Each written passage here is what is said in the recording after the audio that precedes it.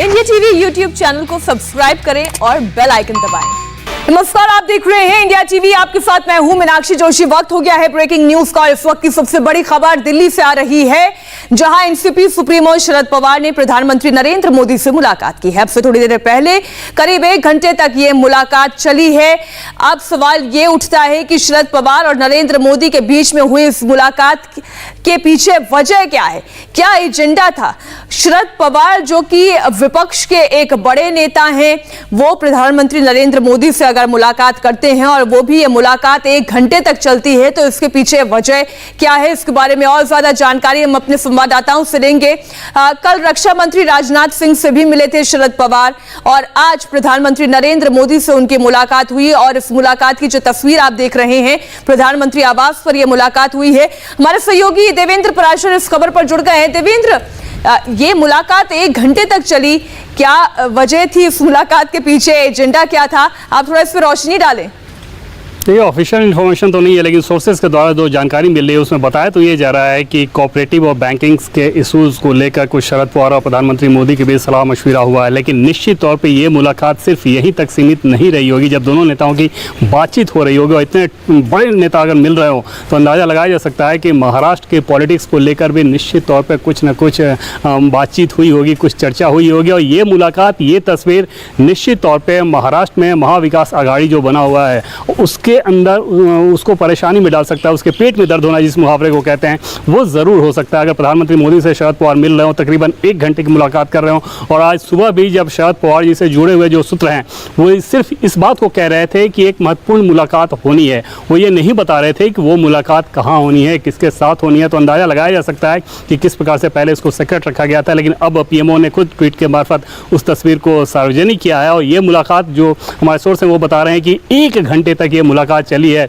और हालांकि सरकार, देवेंद्र देखिए, अगर किसी प्रदेश के मुख्यमंत्री जाकर प्रधानमंत्री से मुलाकात करते हैं तो हम ये समझ सकते हैं कि प्रदेश को लेकर वो शायद केंद्र सरकार से कुछ चाहते हैं, शायद डेवलपमेंट को लेकर कोई चर्चा हो सकती है या कोई और योजनाएं हो सकती है, कुछ पेशकश भी हो सकती है। लेकिन शरद पवार जैसे इतने बड़े कद्दावर नेता, जो कहा जाता है कि महाराष्ट्र में राजनीति कहां कैसे गोटियां सेट करनी है वो उनके इशारे पर होती है, वो नरेंद्र मोदी से जाकर मुलाकात कर लें और 1 घंटे तक मुलाकात चले और राजनीति की कोई चर्चा ना हुई हो, ये तो कहना गलत होगा। निश्चित तौर पे, और जैसा कि पहले मैं आपको कह रहा हूँ कि निश्चित तौर पे राजनीतिक बात हुई होगी, राजनीतिक चर्चा हुई होगी, क्योंकि इतने बड़े नेता अगर मिल रहे हो, प्रधानमंत्री के साथ अगर शरद पवार मिल रहे हो, शरद पवार जैसे पॉलिटिक्स के जो घाघ खिलाड़ी माने जाते हैं राजनीति के, वो मुलाकात कर रहे हो, 1 घंटे तक ये मुलाकात चल रही है। आप ध्यान दें कि सहकारिता मंत्रालय अमित शाह के पास है, तो अमित शाह के साथ ये मुलाकात नहीं हो रही है, प्रधानमंत्री मोदी के साथ ये मुलाकात हो रही है शरद पवार की। तो निश्चित तौर पर इसके बहुत ज़्यादा राजनीतिक मायने भी हैं। और आप देखें तो इससे पहले महाविकास आघाड़ी में महाराष्ट्र में जिस प्रकार से खींचतान चल रही है, नाना पटोले का आपने देखा है किस प्रकार से वो बयान देते हैं कि उनके फ़ोन को टैप कराया जाता है, किस प्रकार से वो कह रहे हैं कि शरद पवार रिमोट कंट्रोल के सहारे सरकार चलाई। ये सारी चीज़ें महाविकास आघाड़ी में जिस प्रकार से कॉन्ट्राडिक्शंस दिख रहे हैं, और उस कॉन्ट्राडिक्शन के बैकग्राउंड में अगर प्रधानमंत्री मोदी से शरद पवार की मुलाकात हो रही हो, 1 घंटे की मुलाकात हो रही हो, तो निश्चित तौर पर इसका मामला सिर्फ एडमिनिस्ट्रेशन का, कोऑपरेटिव का मसला नहीं है, बल्कि कहीं इसका और भी संकेत है। कम से कम राजनीतिक विश्लेषक निश्चित तौर पर इस बात को निकालना चाहेंगे। और इस तस्वीर के सामने आने के बाद महाराष्ट्र विकास आघाड़ी में, महाविकास आघाड़ी में महाराष्ट्र के निश्चित तौर पे, खासतौर पे आप देखें तो कांग्रेस पार्टी को उसको परेशानी हो सकती है इस तस्वीर को देख के। और जैसा कि आपने बताया कि कल जो मुलाकात हुई थी राजनाथ सिंह के साथ, वो पूर्व रक्षा मंत्री के तहत मुलाकात हुई थी शरद पवार की और एक एंटनी की, और उसमें चाइना के साथ जो इशूज चल रहे हैं उन सारे मसलों पर बात हुई थी। लेकिन आज की मुलाकात ज़्यादा अहम इस लिहाज से है कि तकरीबन 1 घंटे की मुलाकात प्रधानमंत्री मोदी के साथ अगर एनसीपी सुप्रीमो की हो रही है, तो निश्चित तौर पर महाराष्ट्र को लेकर बहुत गहन चर्चा हुई होगी, जिसका आगे आने वाले दिनों में कुछ संकेत दिख सकता है। से जोड़कर देखें, क्या विचलित हो सकते हैं उद्धव ठाकरे भी, शिवसेना भी?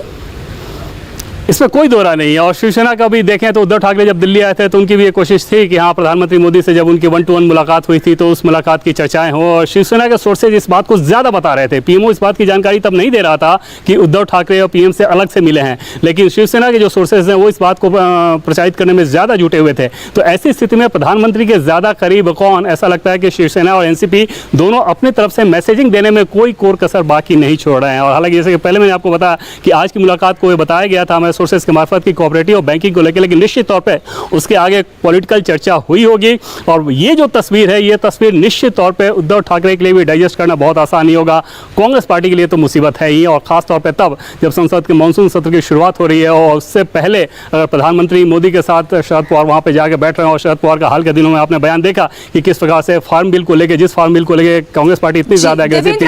उस फार्म बिल पे इस मीटिंग के बाद की जो तस्वीरें हैं वो अभी हमारे दर्शक देख रहे हैं। आप देख सकते हैं कि गाड़ियों का काफिला था और एक के पीछे एक 3 गाड़ियां थी। और अब ये तस्वीर आप देख रही हैं, शरद पवार एनसीपी के अध्यक्ष हैं,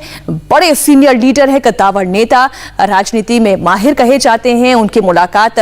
नरेंद्र मोदी से हुई, सहकारिता को लेकर बहुत सारी चर्चाएं हुई होंगी, बेशक हुई होंगी, लेकिन उससे आगे क्या राजनीति की बात नहीं हुई होगी, ये कहना गलत इसलिए कहा जाएगा क्योंकि देवेंद्र भी जैसा कि बता रहे हैं, देवेंद्र आपने भी ये कहा कि अगर सहकारिता से जुड़ा हुआ ही कोई इशू होता तो अमित शाह से मुलाकात हो जाती, लेकिन ये मुलाकात नरेंद्र मोदी से हो रही है। क्या अब हम ये कहें कि महाराष्ट्र में जो एक दूसरे से ज्यादा ताकतवर कौन है, एनसीपी या शिवसेना, ये एक ऐसी लड़ाई है जो तस्वीरों के जरिए लड़ी जा रही है, अपनी पावर दिखाने की कोशिश तस्वीरों के जरिए हो रही है?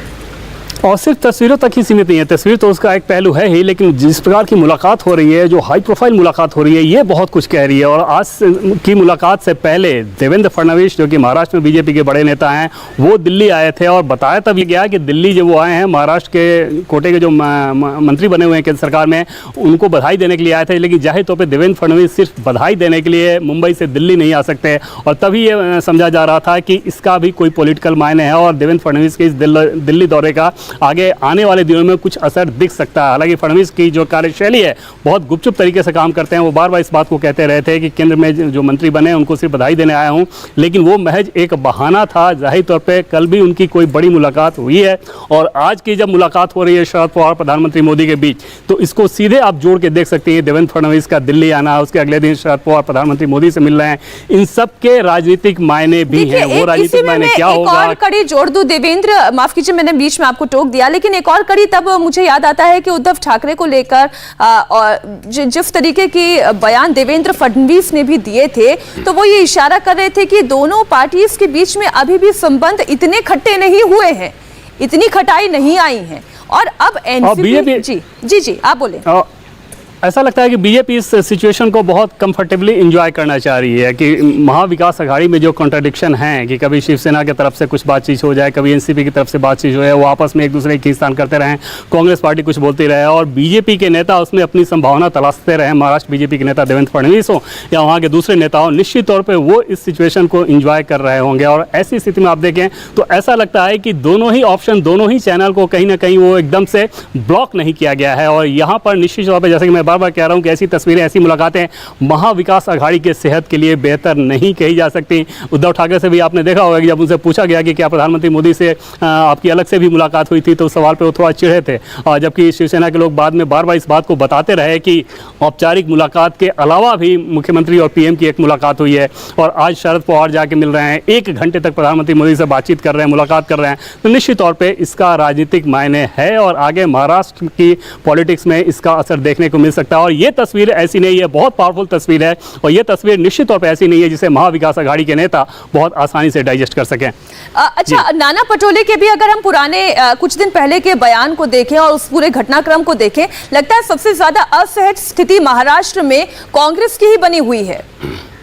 कांग्रेस की स्थिति निश्चित तौर पे बहुत मुश्किल है, और उसका असर सिर्फ महाराष्ट्र में नहीं। आप देखें कि शरद पवार ने जो पोजीशनिंग ली है फार्म बिल को लेकर हाल के दिनों में, वो कांग्रेस पार्टी के लिए राष्ट्रीय स्तर पे एक एम्बैरेसमेंट है कि जिस अपोजिशन की यूनिटी की आप बात कर रहे हैं, शरद पवार आपके इंपॉर्टेंट घटक हैं,